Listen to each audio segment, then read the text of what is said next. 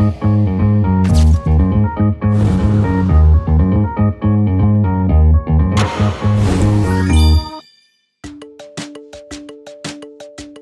does your work contribute to Joy Nostalgia's mission to home the homeless, power the powerless, and love the loveless? Para sa akin, yung trabaho ko, dati akala ko ano lang siya, maliit lang siyang percent ng kumpanyang to. Pero na-realize ko over the years na ginagawa kong trabaho to sa Joy Nostalgia, hindi lang siya work na trabaho lang, na kumikita ka lang ng pera. Ano siya may purpose siya, may meaning siya tuwing gagawin ko siya. Kasi yung mga events, nagko-contribute siya sa mga tao para mas ma-build yung relationship ng mga tao. Lalong-lalo na yung mga partners natin sa mga sales conference, and then yung mga open house natin, yung mga visit ng mga government agencies natin like DSUD and Pag-ibig sa mga projects natin, na nakikita yung mga community natin na eto na yung mga binibuild nating bahay para sa mga tao. Yung paggawa ko ng events ay maliit na trabaho lang siya. Maliit na trabaho siya kumpara sa ibang tao.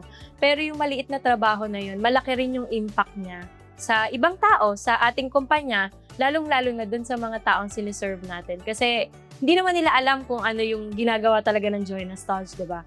Pero dahil dun sa mga events na ginagawa natin, nakasama natin sila, naiintindihan din nila na, ito pala yung mission na ginagawa ng Joy Nostalgia para rin sa amin. I think yung events na ginagawa natin, like for example is yung Ningning sa Pasinaya Homes Prime Central, yung sa Ahui, Iloilo, yung pag-visit ni DSUD Secretary and Pag-ibig Malen Acosta sa Pasinaya Heights, Cabuyao.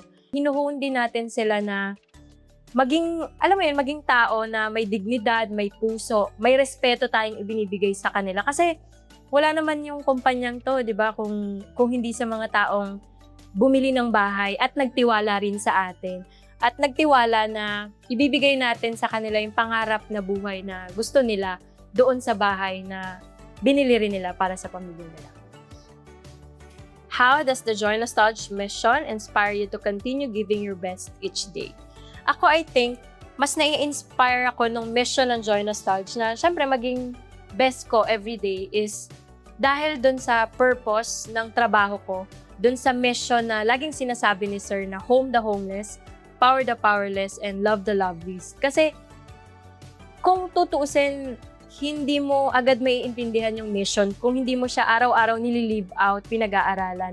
Pero dahil alam mo na yung trabaho mo may purpose, may meaning, may mission ka rin na ginagawa, mas nagiging malakas ka rin. Mas alam mo na itong trabahong to, may taong nakikinabang din dito.